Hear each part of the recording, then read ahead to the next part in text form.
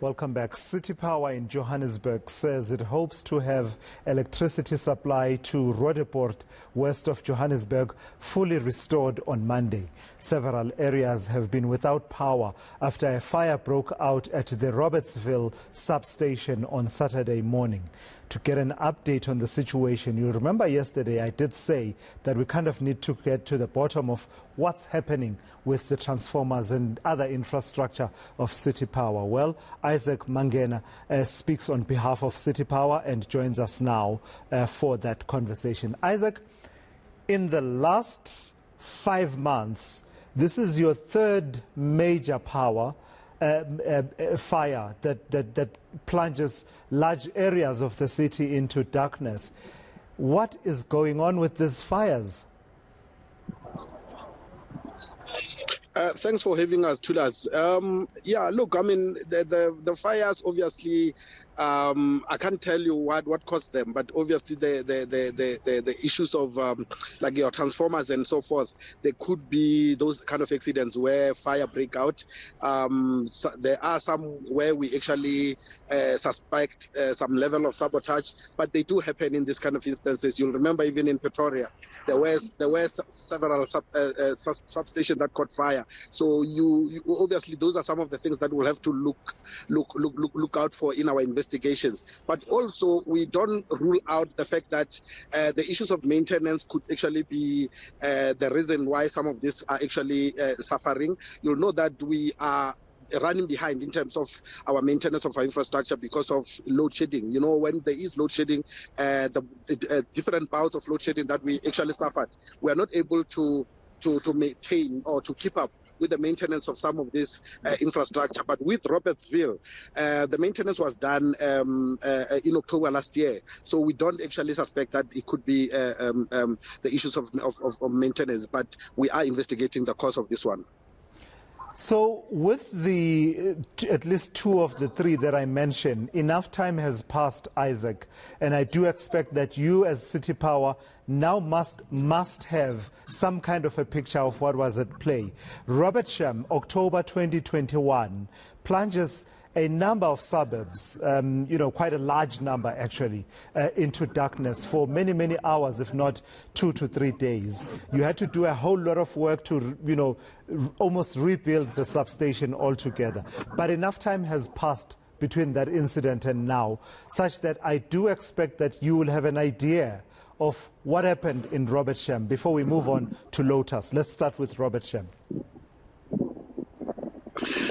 In Robertsham, I don't have the report with me, but I remember when it was discussed at ENCA, there was an issue with the fault with the wiring at that substation, at one of the transformers that actually started the fire. So we suspect that could be the reason why there was fire at Robertsham substation. We might as well go to the Lotus one, because there you'll remember that there was a suspected lightning that basically started this fire. It basically hit somewhere first, and it managed to basically catch one of our feeder boards, and the fire spread to our one of the transformers. This kind of accidents, Thulas, they do happen, especially with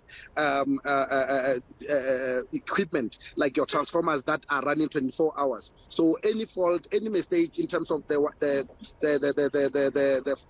fault that might happen in terms of the wiring there can lead to the fire, and also natural disasters like the lightnings can actually lead to those kind of things. You will agree with me that some of the things you mention are human elements. If there's a fault with the wiring, that must be a fault with whoever was undertaking the wiring. Surely that should be the case, no? No, it is indeed, and we have actually launched an internal investigation so that the people that were working on that transformer can be held accountable. We expect some level of competency from our technicians when they conduct any job or any work on our transformers. So there is an investigation that is happening internally, so that whoever that did not do their job according to how they were supposed to be done can be held accountable, so that we don't have this kind of mistakes in future. I wouldn't say it's a mistake, though, Isaac, when people are just, it's negligence, I would say. But nevertheless, let's not get bogged down on that. The other element that is a human element, in my view, is where there's no maintenance. Come on. I mean, knowing our situation with power in this country, for there to be no maintenance, I hear the reasons you are giving, but I would say to you, it's just not good enough to not maintain the infrastructure that's so critical to the running of this city.